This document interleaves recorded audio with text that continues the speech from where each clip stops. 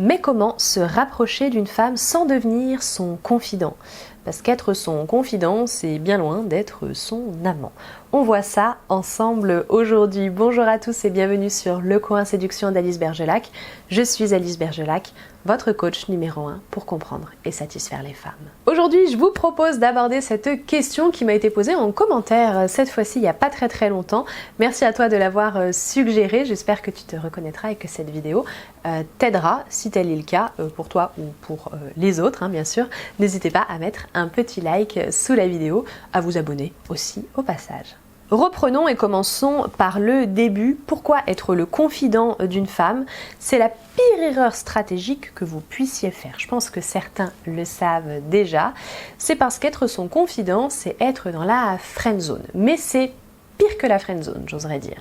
Parce que être le confident d'une femme, c'est être dans une position anti-séduction. C'est la position anti-séduction par excellence. On le rappelle, quand on est dans la séduction, on est dans le paraître. On est là pour plaire à l'autre.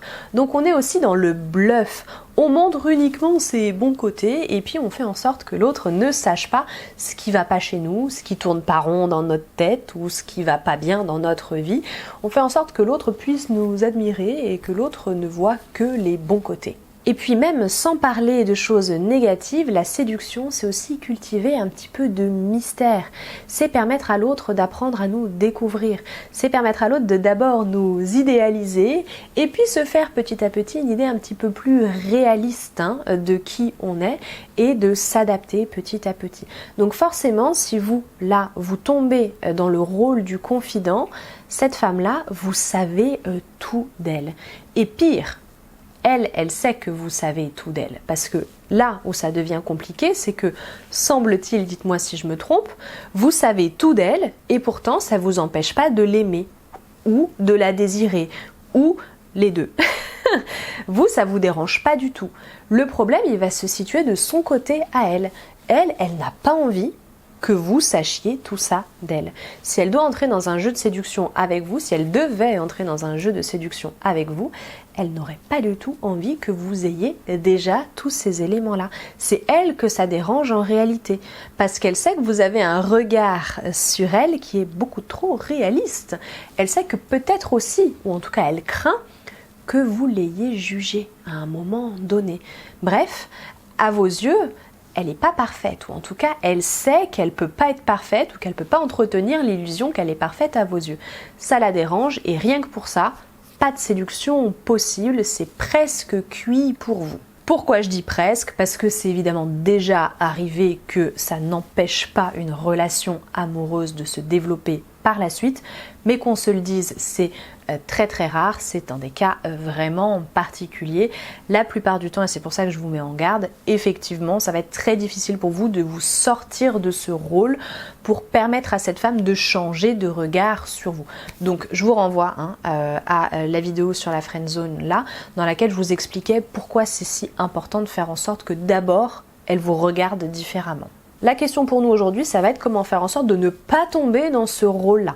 Parce que du coup, si vous avez vu la vidéo dont je vous ai parlé à l'instant, vous savez qu'une fois que vous y êtes, c'est difficile de sortir de ce rôle et il y a simplement nécessité de faire en sorte que cette femme change son regard sur vous et puis qu'elle voit au passage que vous aussi, vous avez changé de regard sur elle ou en tout cas, vous n'avez pas le regard qu'elle craint que vous ayez. Bref, pour vous prémunir de tout ça, pour éviter de tomber dans ce piège-là, il faut comprendre une chose essentielle. Une femme qui est en manque d'affection, elle va chercher deux choses chez deux personnes différentes. Elle va chercher soit un amant, donc quelqu'un qui va directement combler le manque affectif sur le plan intime. Bien sûr, là je vous mets en garde, c'est-à-dire un gars avec lequel elle va coucher forcément et ou sortir, développer une relation amoureuse, ou un gars avec lequel elle va se contenter de flirter parce qu'elle n'est pas capable de plus, n'est-ce pas? Je vous mets cette référence-là si ça vous intéresse. Donc ce type d'homme, ou elle va chercher quelqu'un qui va lui apporter de l'attention, du soutien, quelqu'un qui se rapproche du coup du rôle de l'ami, qui sera un confident parce qu'elle a quand même besoin de parler d'elle, elle a besoin aussi de validation. Et puis c'est encore mieux si c'est un homme parce qu'il y aura toujours ce petit côté légèrement ambigu de mais non, on n'est que potes et en même temps il me voit tel que je suis et ça me fait du bien et ça me valorise. Moralité, donc, si vous tombez sur ce genre de femme, je ne peux que vous inviter premièrement à être prudent par rapport à vous, parce que c'est pas parce que vous arrivez à vous positionner pour être l'amant que vous le deviendrez, vous l'avez compris, il y a toujours encore un petit risque qu'elle soit là que pour du flirt. Et prudence aussi, parce que cette femme-là, elle aura besoin que vous lui posiez des limites. Donc, comment s'imposer pour avoir le rôle de l'amant ou le rôle potentiel de l'amant et pas être casé directement confident? Et bien pour ça, commencez tout simplement par refuser certaines choses. Ça ne fera pas de vous quelqu'un de méchant. Je vous vois venir parce que je vous connais. Pour beaucoup d'entre vous, vous êtes sensible, empathique, vous êtes à l'écoute et vous ne pouvez pas faire autrement que de soutenir quelqu'un qui commence effectivement à déballer sa vie privée. Et pourtant, si, ça fera pas vous de quelqu'un de méchant et elle va pas commencer à vous juger, à vous repousser et à penser que vous êtes un gros connard parce que vous avez refusé de l'écouter ou refusé de développer certains sujets. Donc évidemment, quelqu'un parle, vous n'allez pas lui couper la parole en lui disant « je m'en fous ». Ça, c'est une question de politesse. Maintenant, ce que vous allez faire, c'est que vous n'êtes pas là pour la consoler, on est d'accord, vous êtes encore moins là pour la conseiller, ça ne vous regarde pas, il y a une distance vraiment à prendre à ce niveau-là. Et par conséquent, vous n'êtes pas là pour la questionner, lui demander d'en parler plus. Vous écoutez quand elle parle, mais il y a une distance dans votre attitude à avoir. Vous n'êtes pas là pour dire « Oh ma pauvre, viens là, je te fais un câlin ». Non, vous aurez l'impression de vous être rapproché d'elle, sauf qu'en fait, non, pas vraiment. Oui, il y a eu rapprochement dans les faits, mais c'est tout. Dans les cœurs, disons, il n'y a pas eu grand-chose de plus. La distance donc, elle doit être physique à ce moment-là, elle doit être émotionnelle, c'est-à-dire que vous n'êtes pas impliqué dans ce qu'elle vous raconte. Bien sûr, dans l'idée, il ne faut pas qu'elle puisse en venir à se confier directement. C'est sûr que quelqu'un que vous ne connaissez pas, qui débarque et qui commence à se confier, à raconter sa vie, on peut se poser des questions et ça veut dire que déjà dès le début, elle vous avait collé une étiquette. Ça veut donc dire qu'il faut encore agir en amont et que déjà depuis le début avec elle, vous devez observer une forme de distance et une forme de pudeur sur certains sujets. Il y a des sujets que vous devez vous refuser d'aborder avec elle. Il y a une attitude que vous devez adopter qui fait que vous êtes légèrement au-dessus de tout ça, que vous avez des rapports qui certes sont cordiaux, chaleureux, tout ce que vous voulez, mais que vous n'êtes pas dans du copinage. Instaurer un rapport de séduction, c'est ça aussi, c'est se regarder de loin. Se regarder de loin, commencer à s'interroger sur l'autre et commencer à désirer l'autre parce qu'on ne l'a pas, parce qu'on ne le connaît pas, parce qu'on l'invente dans notre tête aussi.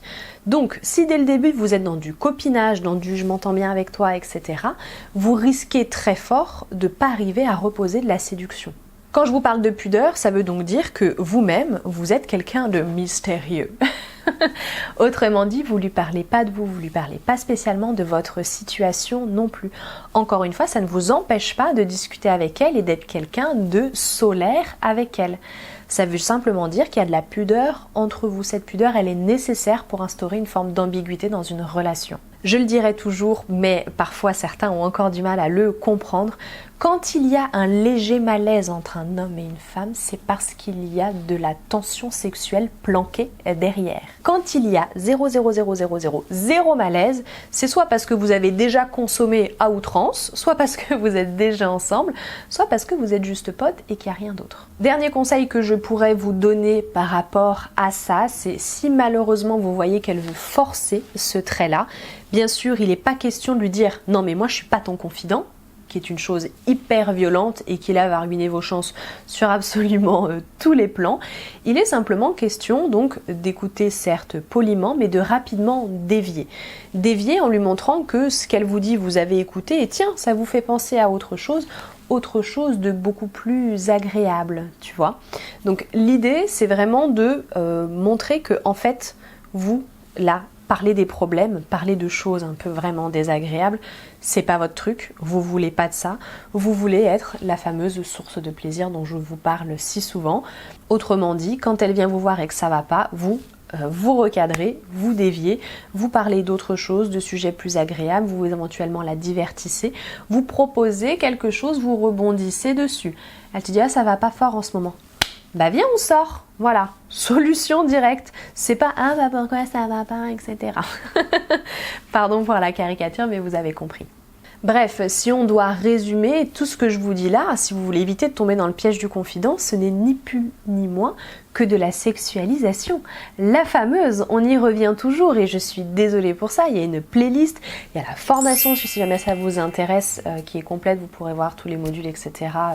Bref, vous pouvez voir le détail si vous allez consulter la page consacrée. Mais c'est la base de la base et donc ne pas tomber dans ce piège du confident, c'est aussi savoir sexualiser, savoir se positionner et c'est intégrer, parce qu'en fait j'ai capté que c'était ça le plus gros blocage chez la plupart d'entre vous, c'est intégrer l'idée que refuser d'être confident, refuser d'être ami, ça ne fait pas quelqu'un de vous de moins bien, ça fait pas quelqu'un de vous, ça ne fait pas de vous, je vais jamais y arriver. Refuser cette étiquette-là, ça ne fait pas de vous une mauvaise personne, voilà. Ça fait pas de vous une personne qui va être rejetée. Au contraire, ça va faire de vous une personne qui va être respectée pour ce qu'elle affirme, pour ce qu'elle veut. Vous avez vos limites, vous avez le droit de cadrer vos relations. Et au pire, si ça lui plaît pas à la demoiselle et qu'elle prend la mouche, mais là, vous le savez directement qu'elle n'était pas du tout là pour de la séduction avec vous, qu'elle vous voyait pas du tout comme un amant potentiel, mais qu'elle vous voyait simplement comme la possibilité d'être un soutien thérapeutique, un soutien émotionnel. C'est pas ce que vous vouliez. Donc, de toute façon, au pire, si elle se vexe, vous êtes fixé sur ses intentions de départ. Alors, est-ce que j'ai été claire? Est-ce que j'ai répondu à vos questions? Je l'espère. Si toutefois il en reste des questions dans l'espace commentaire, ne vous gênez pas. Et si vous avez une fois de plus envie de témoigner de vos propres expériences ou d'aborder d'autres sujets en lien, n'hésitez pas. Tant que c'est fait dans la bienveillance, il n'y a pas de souci. Si cette vidéo vous a plu, qu'elle vous a aidé, pensez à la liker et pensez à vous abonner à la chaîne. Je crois que je vous l'ai déjà dit, non? Je l'ai peut-être dit en début de vidéo. Ah, je sais plus. Bon, bah du coup je l'ai redit. Je l'ai redit et c'est même pas dit que je coupe ce passage au montage, on verra. Si vous voulez me rejoindre sur mes réseaux sociaux Facebook et Instagram, ce sera avec grand plaisir. C'est @lecoinséduction pour me retrouver ou alors vous tapez Alice Bergelac et vous tomberez sur moi également. Sinon, bah écoutez, je vous invite à attendre patiemment. Je vous sortirai une nouvelle vidéo quoi qu'il arrive tous les lundis, tous les vendredis, 18h30. Merci d'être resté jusqu'au bout. Je vous dis à très bientôt et au plaisir.